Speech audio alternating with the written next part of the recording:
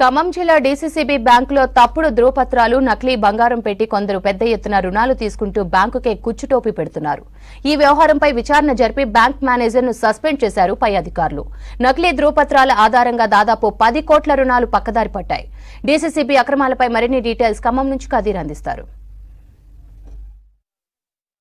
ఉన్న డీసీసీబీ బ్యాంకుల్లో అక్రమాలు చోటు చేసుకుంటూనే ఉన్నాయి. గత 4 ఏళ్లుగా చూసుకున్నట్లయితే డీసీసీబీ బ్యాంకుల్లో జరుగుతున్న అక్రమాలు అన్ని కావు. దాదాపు కోట్ల రూపాయల ధనం, ప్రజాధనం అనేది వృధాగా పోతా ఉంది. అనేక మంది నకిలీ ధృవీకరణ పత్రాలు, నకిలీ మార్టిగేజ్లు పెట్టి, దాంతోపాటుగా నకిలీ బంగారాన్ని పెట్టి కూడా ఈరోజు నగదు దోచుకుంటున్న పరిస్థితి. అనేక మంది రైతులకు సంబంధించిన ఖాతాల ద్వారా ఇలాంటి నగదును పొందుతున్నారు. అప్పుల రూపంలో పొందుతున్న వాటిని కూడా ఈరోజు ఎగ్గొట్టే పరిస్థితి కనిపిస్తూ ఉంది. ప్రత్యేకించి చూసుకున్నట్లయితే ఖమ్మం నగరంలో ఇలాంటి మోసం అనేది ఎక్కువగా జరుగుతున్నట్టు తెలుస్తోంది. ప్రస్తుతానికి చూస్తే నకిలీ దందా అనేది ఎక్కువగా జరుగుతూ ఉంది. జిల్లా కేంద్ర సహకార బ్యాంకు నకిలీ దందాలకు ఒక కేర్ ఆఫ్ అడ్రస్గా మారింది. తప్పుడు ధృవపత్రాలు, నకిలీ బంగారంతో కొందరు పెద్ద ఎత్తున రుణాలు తీసుకుంటూ బ్యాంకుకే కుచ్చుటోపీ పెడుతున్న పరిస్థితి ఉంది. అయితే ప్రధానంగా రైతుల ప్రయోజనాల కోసం ఏర్పడిన బ్యాంకు ప్రజా అవసరాలకు ఉపయోగపడేలా కార్యకలాపాలు నిర్వహిస్తూ ఉంది. బ్యాంకు ఆర్థిక స్థాయి పెంచేందుకు అనేక రకాల రుణాలను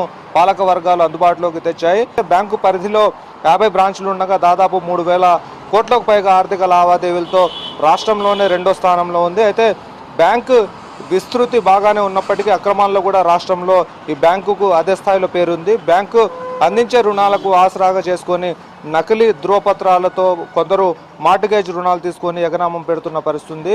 అయితే అనేక ఘటనలు వెలుగు చూస్తున్నప్పటికీ దీనిపైన చర్యలు లేకుండా ఉన్నాయి. తాజాగా నకిలీ బంగారం పెట్టి రుణాలు తీసుకున్న విషయం బయటపడింది. ఇలా నకిలీ ధృవపత్రాలు, నకిలీ బంగారం తాకట్టుతో కోట్ల రూపాయలు కొల్లగొడుతున్నారు. అయితే ఈ వ్యవహారాలన్నీ బ్యాంకు అధికారుల, ఉద్యోగుల కనుసన్నల్లోనే జరుగుతున్నట్టుగా ఆరోపణలు కూడా వినిపిస్తున్న పరిస్థితి.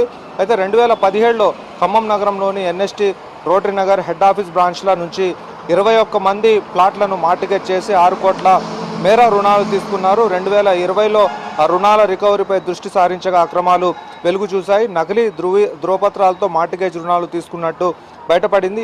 ఈ వ్యవహారంపై స్థానిక అధికారులు, ఫ్రాడ్ కమిటీ, రాష్ట్ర కోఆపరేటివ్ రిజిస్ట్రార్ కార్యాలయాలకు అధికారులు వివిధ కోణాల్లో విచారణ చేశారు. నాబార్డు కూడా ఇది అక్రమం అని గుర్తించింది. బ్యాంకును మోసం చేశారంటూ నగరంలోని పోలీస్ స్టేషన్లో కొందరిపై కేసులు కూడా పెట్టడం జరిగింది.